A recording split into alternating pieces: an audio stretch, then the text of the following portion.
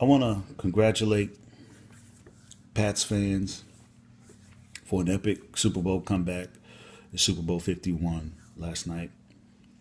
I think the Patriots were down by as many as 21 points, 19 I believe going into the fourth quarter. Tom Brady engineers a comeback. He had help. There was a couple of fumbles, I believe, but ultimately he won Super Bowl MVP. I wake up in the morning and I see quite a few comments and hear quite a few comments equating Tom Brady's greatness to that of Michael Jordan. I don't have much memory space on my phone, but I'm going to try to explain as concise as I can be. And I'm a talker and I'm going to skip over a lot of details, but I'm going to try to explain how ridiculous that notion is that Tom Brady's greatness equates to that of Michael Jordan. First, if anyone is going to try to make this cross sport comparison, it's important to put things in context. As far as I'm concerned, there are three major American sports: baseball, football, basketball. Okay. And among those three majors, football makes it challenging, if not impossible, for one individual to take over a football game. Why? Because there are as many as 30 players when you consider the subs, when you consider special teams players. There's many as 30 players, maybe more, that can have an impact on the outcome of a football game.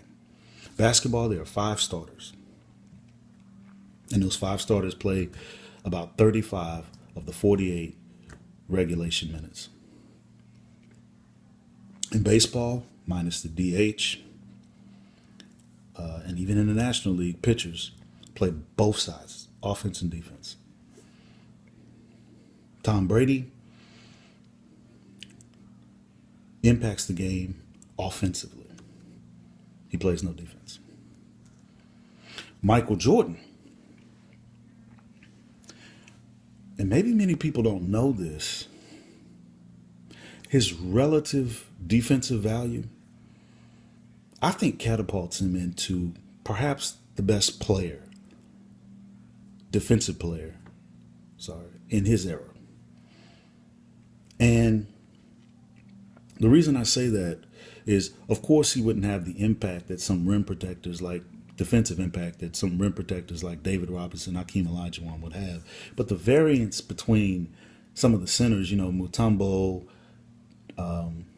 Olajuwon, David Robinson, the variance between a lot of the centers, right, is small in comparison to the great defenders at the shot guard position, the two guard.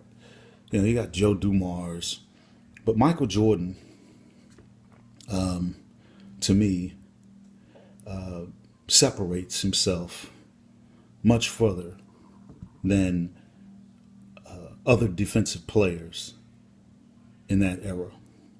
So maybe Gary Payton later on separates himself from other defensive players relative to his position. So we know he was dominant on the offensive end, but also the defensive end. And he was dominant on the offensive end in an era of big men. Michael Jordan played the majority of his career in an era where league rules allowed for a lot of physical perimeter play. I mean, you can just look how Starks and Gerald Wilkins and some of these players who had defended Michael Jordan played him and how physical they were, not allowing him to get to his spots on the floor. And Michael Jordan still, with his explosiveness, was able to get around some of these defenders.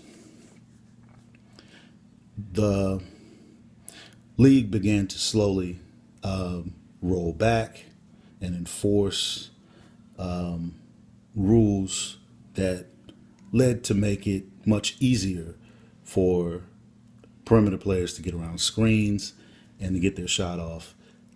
By the mid 2000s, they pretty much laid the groundwork to the era we have today, which allows for players like Steph Curry to have the success they're having. But that's neither here nor there. Football was doing a similar thing around 1994. Don Shula and the competition committee decided they wanted more scoring. So they passed a series of rules that enabled and facilitated the passer, the receivers, the pass blockers.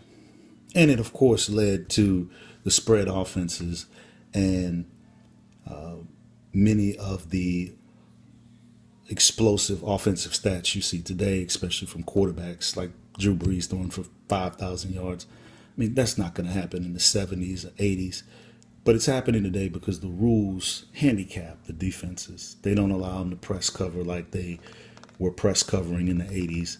They don't allow them to chuck and play physical like they did in the 70s.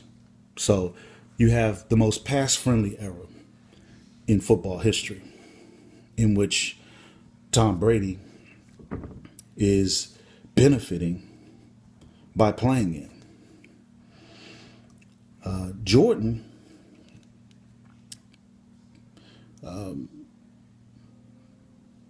played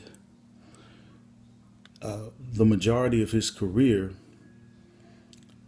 in Chicago.